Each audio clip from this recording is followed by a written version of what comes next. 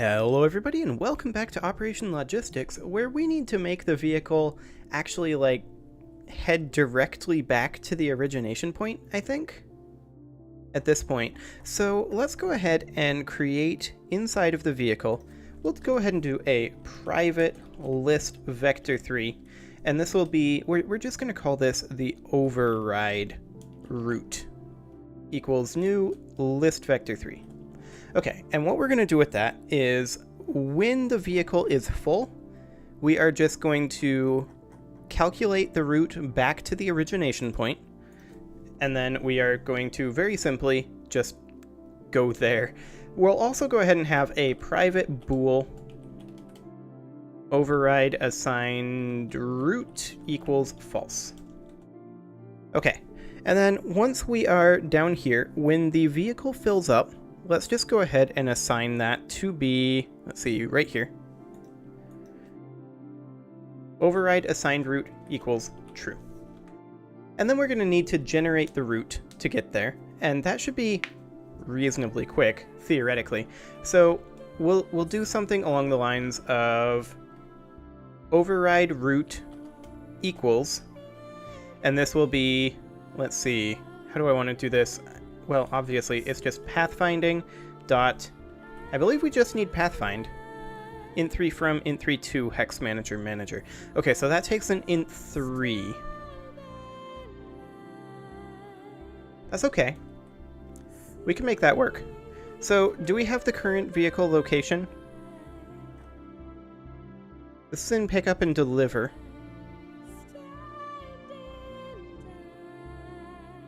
Which does have in hex. Okay, so we are pathfinding from in hex to our origination point, which would be something along the lines of manager, which I believe is the time manager? Yes. Manager.business.hex manager, I guess, since we're doing things the most roundabout way possible. Dot get building hex, or rather get building by position, and we want to pass in the vector3 of the origination point, which is our route. So our following route, where do we have that? What did I call that?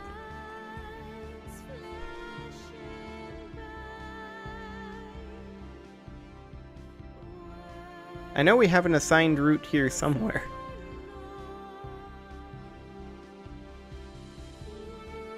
Like, no, seriously, where is that?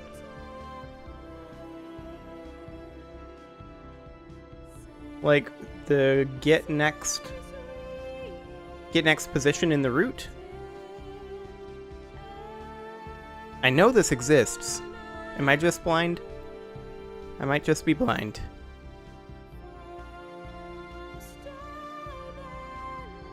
Following route. That's what I called it. Following route dot, this should be, what did I call this? I can't even remember what I called the path here. Yeah, path. Oh wait, we have the path in 3. We don't need to do get building by position. What am I talking about? It's too early in the morning for this. Okay, following route dot path int 3. 0 should be guaranteed the origination point, right? And then we can just do manager.business.hex manager and pass in the hex manager that way. And now we've overridden our route, and our override route is assigned.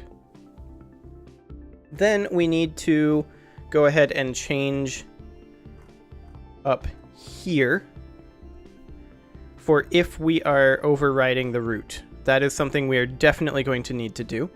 How do I want to go about doing that, though? Well, we'll get to that in just a moment, I think. So let's go ahead and say, let's do it right now. In the on-minute tick, if fuel equals 0.0f, blah, blah, blah, if refueling equals true, else in here, if following route is not equal to null. So let's go ahead and put in if right here. If override assigned route equals false, then we are going to go ahead and do this. And that is the correct location. Excellent. Else, we are overriding the route. Okay, so if we're overriding the route, then our path index should be reset as well when we get this started, right? So when we do this here, we should say path index equals 0. And then back up here, if our location... So, do we have access to in-hex?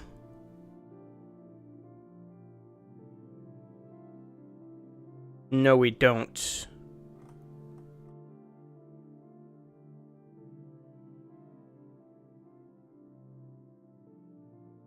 We've got our int3 location and our int3 next location. I'm assuming those are assigned? Yes. If location equals birth.location. Oh, hang on, we've got that birth.location. We can use that instead of trying to hack this together down here. This right here. We'll just use birth.location. If I can type it. Location. I cannot type. There we go. Birth.location. Okay. And then, if our location is equal to our birth location, then we should go ahead and say that in-hex, or rather path index, is reset to 0. And then if our path index is reset to 0, we should also go ahead and say that this override assigned route equals false. And let's also go ahead and clear our override route, just so that we don't have to keep those references around anymore. Save a little bit of memory, maybe. Otherwise, if our location is not equal to our birth location, then we need to essentially just do this. Right here. So, progress plus equals balance.vehicle speed over 60f. Visuals.transform.position equals vector3.lerp, hex location, next hex location, progress. That's fine. We don't want to have our next location be the next hex in the path index. We want it to be the override route. Is next location in int3? It is an int3. Okay, that's a little awkward. But we can go ahead and make use of that. I mean, we've got a vector3 in the list, and we're looking for an int3, but we can do override route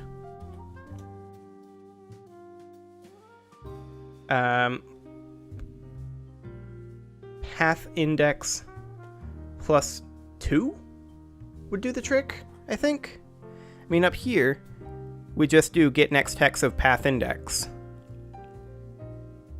before we increment the path index. Seems odd. Okay, so our next location would be override route path index. Path index starts at 0, increments every time here. So it should be path index plus 2, right? Theoretically, but that will that might overshoot, and that's something we're going to have to consider.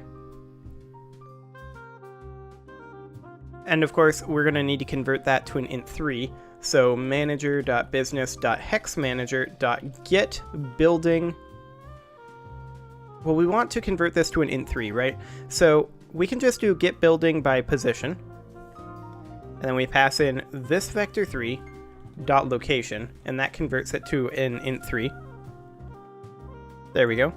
We might want to make a helper function for that, actually. Let's go into the hex manager and make one. And I'm just going to do a public int3, and I'm just going to call this vector3 to int3. vector 3 position is what it takes, and then all it needs to do, realistically, is get the nearest building to that position.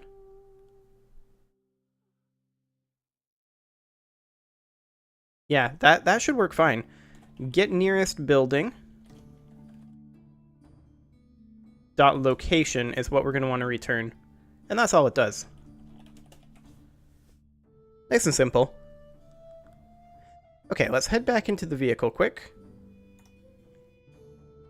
And then we could just pass in manager.business.hexmanager.vector3 to int3. And then this would be override route path index plus 2. Because our location becomes path index plus 1. Right? And then our next location needs to become path index plus 2, because then we increment. And then if next location equals location, next location equals following route.getNextHex path index. This should not theoretically ever be a thing. So I'm going to go ahead and get rid of that. Then hex location equals manager.business.hexmanager.getBuildingHexPosition location. That's fine. And next hex location equals manager.business.hexmanager.getBuildingHexPosition of next location. That should be fine. And then we call on enter building hex. And then we do our fuel. Excellent. Now the other thing that we should do is we should also do this when we're refueling, right? Now, currently, all we do is we don't head back to the berth to refuel. And technically, can this be less than 0F? Technically, I think it can. So if there's less than or equal to 0 fuel, then we head back to the berth to refuel. And in that case, we want to also do basically the same thing that we've done down over here, right? We want to override the assigned route, head back to the berth, and set our path index to 0.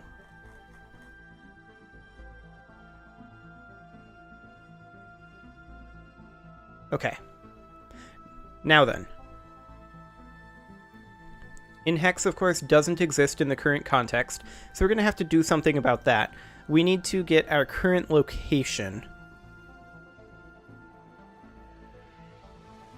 which we do have. We can just use location. Okay. That'll work fine. Now the other thing is, if we're overriding the route, that means one of two things. Either we're full on fuel, or rather we're empty on fuel, or we're full. So we don't technically need to call on enter building hex, right? That just checks to see if we're refueling. Okay. That's awkward. We're going to need to go ahead and add in a bool pickup equals true. And then up here, when we call on enter building hex down here, we're going to want to make this false so that we don't do pickup. And then down here, drop off equals false, blah, blah, blah. We can drop off if we enter a building, because if it's a berth or a fueling station, but only if it's our berth or it's a fueling station. That's interesting. I think we can still drop off, but we're not going to do pick up and deliver. So if pickup equals true, then we run pick up and deliver. Otherwise we just don't, and I think we're fine. Okay, so what else do we need to do here? Well, we do need to test that the route override works. I'm not 100% certain that it will, but it should work reasonably well, assuming I didn't mess up something particularly in this line here. Now, the one thing we need to make sure is that this can go out of This can go out of bounds right here. And that's going to cause us potential issues. So I'm going to go ahead and do mathf.clamp, and we are going to clamp this value here. And it's going to be between 0, I want it to be an int. So 0, and it's going to be override root.count. -1? Let's see. Count is 1 indexed. So I think it needs to be -1. And now it shouldn't go out of range. Excellent.